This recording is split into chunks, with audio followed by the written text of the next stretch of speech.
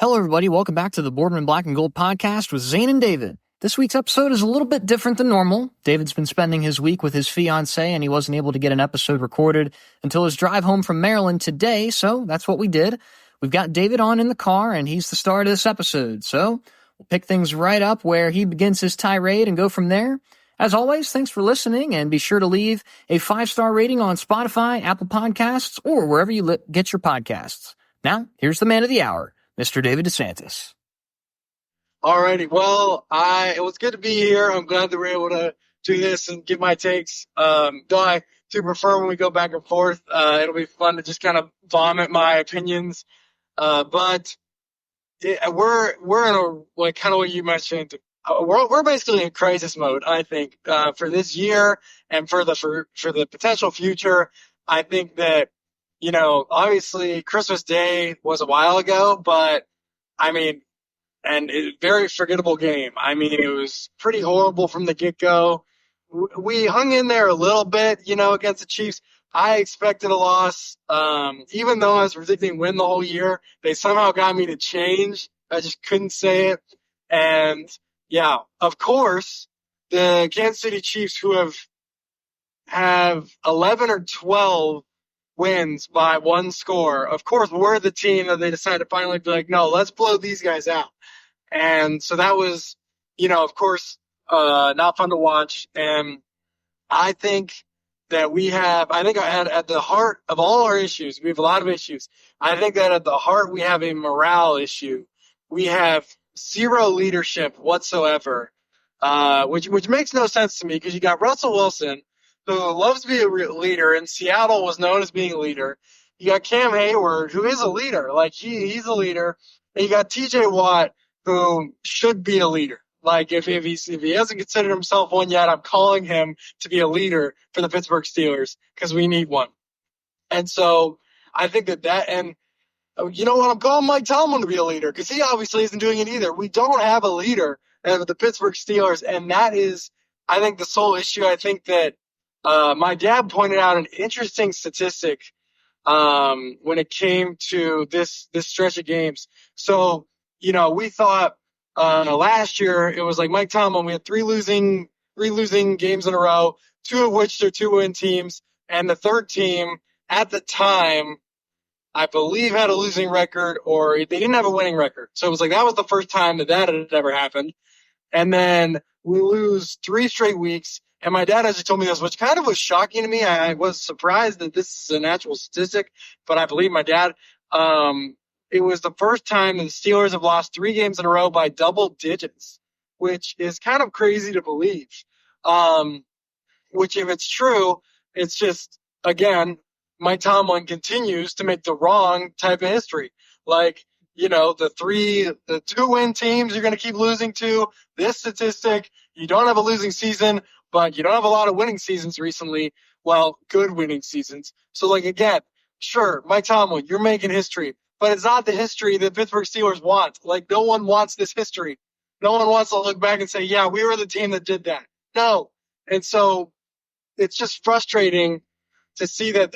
I mean, I don't know if you agree. I haven't gotten the chance to listen to what you and Joseph said, but is this our peak? Well, like, if this is what we're destined for with Mike Tomlin, is this. And is this what we want? Is this what we want to be known for? Is this like 10, 20 years down the road when we got kids and they're asking about what our teams were like? Are we going to be proud of the Mike Tomlin Steelers that lost every single time they went to the playoffs and barely got a winning season and barely missed losing seasons? I don't understand why people can't see that this is a problem.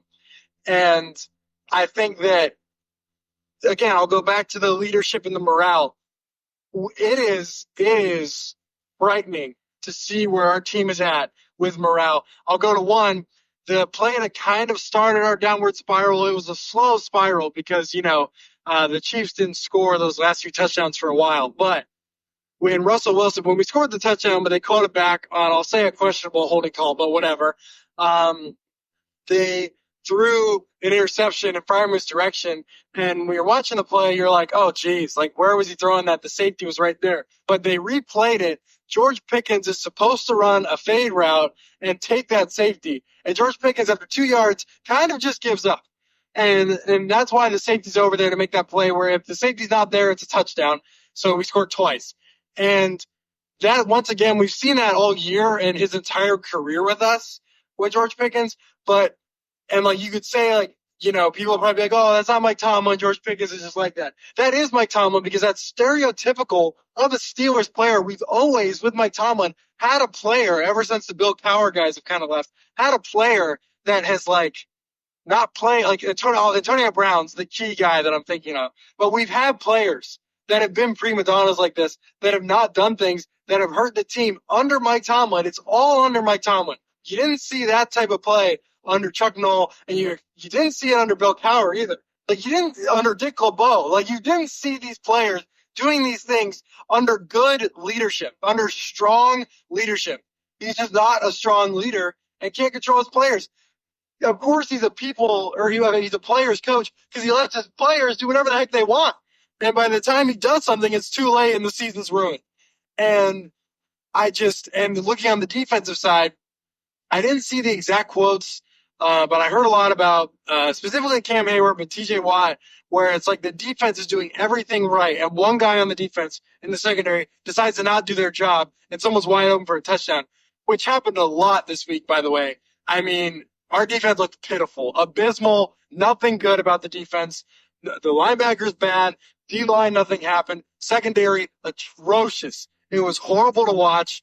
And I just can't even believe what I'm watching. Like, this isn't a team. This isn't like, I'm going to look to our rival, the Bengals, who are playing this week, who are playing with their hearts on their sleeves. I can't stand the Bengals. I don't like Jamar Chase. I don't like Joe Burrow, but I respect their heart and their fight. They're not even in the wild card. They're in the hunt, and they're like playing like it's the Super Bowl. We're in the wild card. We're not in the hunt. We have secured a playoff bid for the Super Bowl. Does Mike Tomlin know how to communicate to his players that you're playing for the Super Bowl? Can they not understand that that's what's going on? It's not like, oh, the season's over, we're looking for the offseason. No, you're going to have to play one more game, whether it's in Baltimore or Buffalo or Houston. Who knows?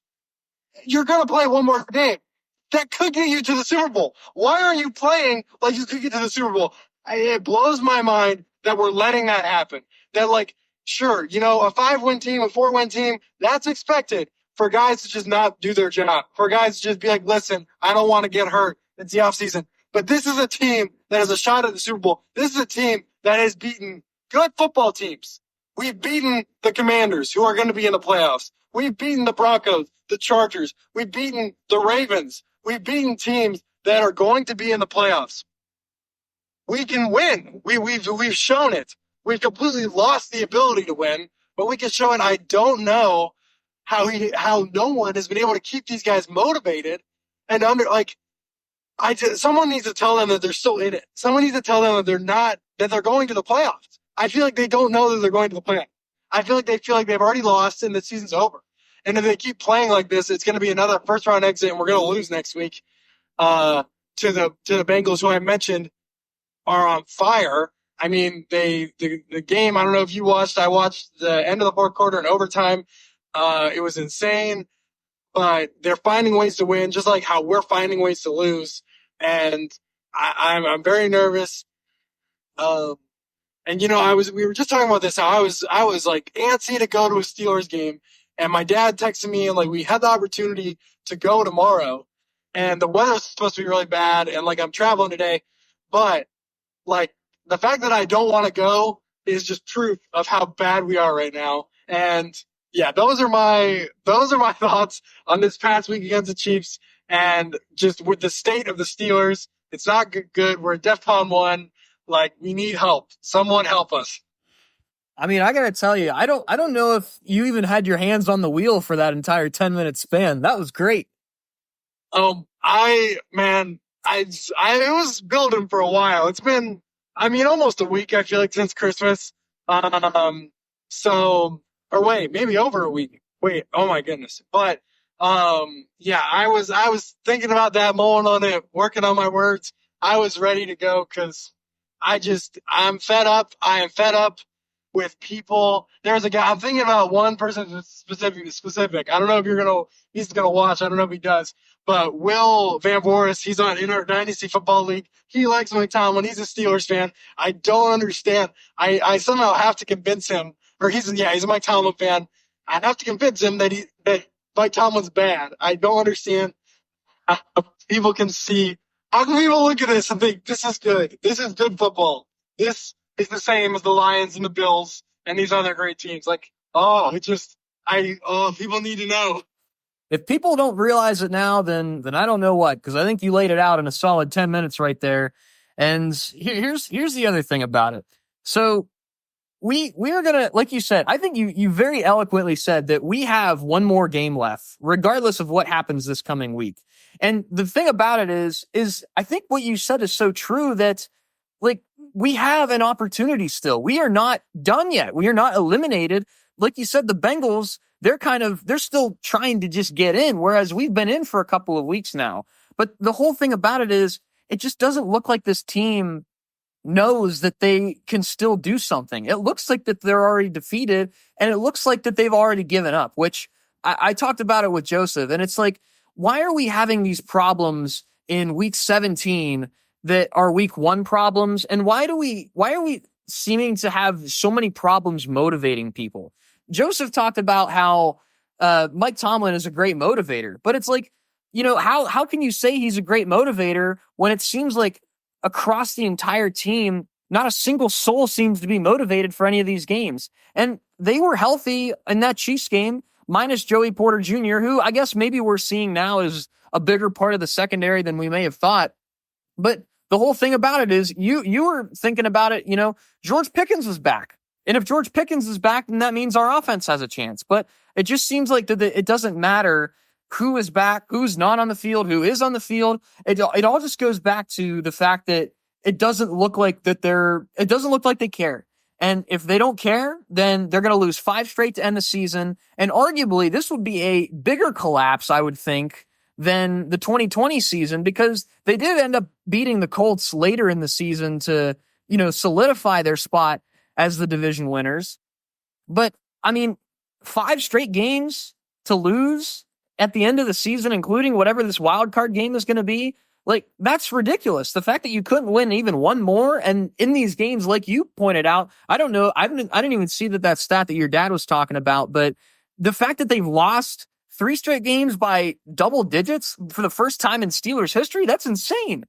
Like, I feel like it's more likely for them to win a game than to actually do that. So if they're doing that, then this is an absolute spiral. And it's pretty ridiculous at this point, because we were talking about, we can look back 4 weeks ago. We were like, yeah, I don't know about this Eagles game. This Eagles game is probably going to be tough. And then we're looking at that Ravens game, and it's like, okay, well, we can still beat the Ravens because we know how to beat the Ravens. And then we look at that Chiefs game, and it's like, oh, well, we can't beat the Chiefs. And now we're going to be looking into this Bengals week and like, can we even beat the Bengals, who have this historically awful defense? And, Joe Burrow is playing like an MVP candidate. And I'll put this on record. I'll be honest. Lamar Jackson probably should not win the MVP because he has the supporting cast around him. The 2 MVP candidates that I would say, and I would add a third, I would say Saquon is in there just for the fact that he's having a historic season as a running back. But the other 2 MVP candidates that I would say are Josh Allen and Joe Burrow. Joe Burrow is single-handedly winning the Bengals games when his defense is actively trying to lose them the game. And I guess, you could put Jamar Chase into that conversation too, because he's been excellent. T. Higgins has been great for Joe Burrow as well, but Joe Burrow is the one getting them the ball. This coming game against the Bengals that's happening literally tomorrow, I'm kind of shocked that we were able to get this episode in when we did, but this game is a losing effort. And especially with the timing of things as well, the fact that it's a Saturday night game, the Ravens will have already played. We will be playing after them, so we will know whether or not we are playing for the division or not. More than likely, 99.9% of those chances are that we're not going to be playing for the division. If the Bengals win against us, then that means that Chiefs-Broncos game on Sunday is going to mean a whole lot, because it has the Broncos' playoff hopes hanging in the balance. And again, I'm just going back to what we talked about just after our Eagles game is like, I have a feeling that we are just never going to win this game under any circumstances. Firstly, based on the way that we have been playing. And secondly, the NFL is going to need some drama happening on Sunday. Whereas if the Bengals lose, then it's like, okay, well, if the Dolphins just end up losing themselves and the Broncos win, then, the Broncos are in and then we're all happy. But the NFL needs their drama. They need their drama. So the Bengals are going to win this game. And it's probably going to look just as bad as these previous 3 weeks for the Pittsburgh Steelers. And heck, if we're going to be out here breaking records for Mike Tomlin, why don't we just go ahead and lose 4 straight games by a score of, 20 points or something like that? How about that? What do you think about that? I think you're right on the money. I completely agree. I think that I don't really see a way where we win this game. Like it doesn't really. I agree. Like, the Ravens playing before, we're probably not going to be playing the and then with Kansas City having their backup in, it'll be questionable to see what Denver does, but obviously that's after, so it doesn't matter. And yeah, Joe Burrow and Jamar Chase single-handedly won me a fantasy football championship. They're playing insane. Just respect to this entire team, respect to their head coach, who he's not they've had a lot of slow starts, which has cost them a lot in these few years. But I mean, he knows how to get them into gear and get them into the playoffs almost all the time. And so, yeah, I don't really see us, even though we're home. I mean, there's nothing in these past 3 games that has made me think that we could beat a team. Just with all due respects to our team, really, we've done nothing. It's made me think, oh, yeah, okay, we can win next week. They're the silver lining. I haven't seen really any silver linings. So I think that we're in trouble this week, and I agree. I think it might be 4 straight. And then I think it might be a 5th along the way. If we play Houston, maybe not. But if we don't, it could be a 5th along the way. So I agree. I think that it's sad to kind of, think about, this team's already dead. Which is just crazy to think, like what you said about the 10-3 start. If we end up losing out, could it be a worse collapse? It might. I mean, man, we had a lot of hype towards this team when we were 10-3, even when we were 8-2.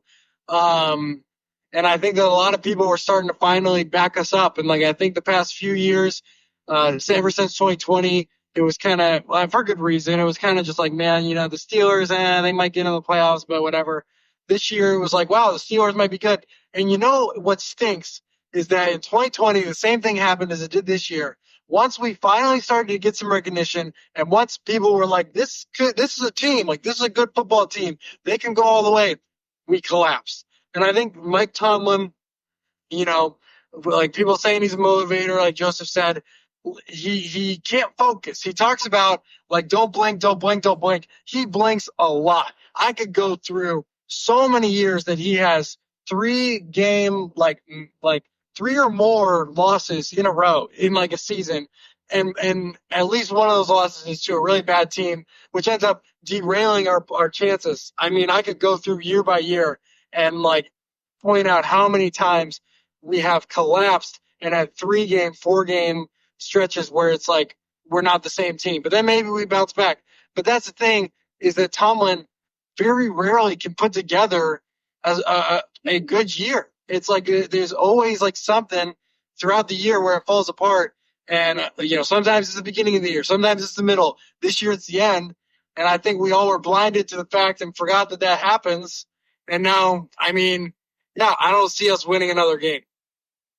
All right. Now here's the deal. So our predictions have been you have a game up on me now because I was stupid enough to actually say that we were going to beat the Chiefs. I can't believe I said that, and it was my own stupidity. Now, I have a gentleman's offer that I want to pose to you.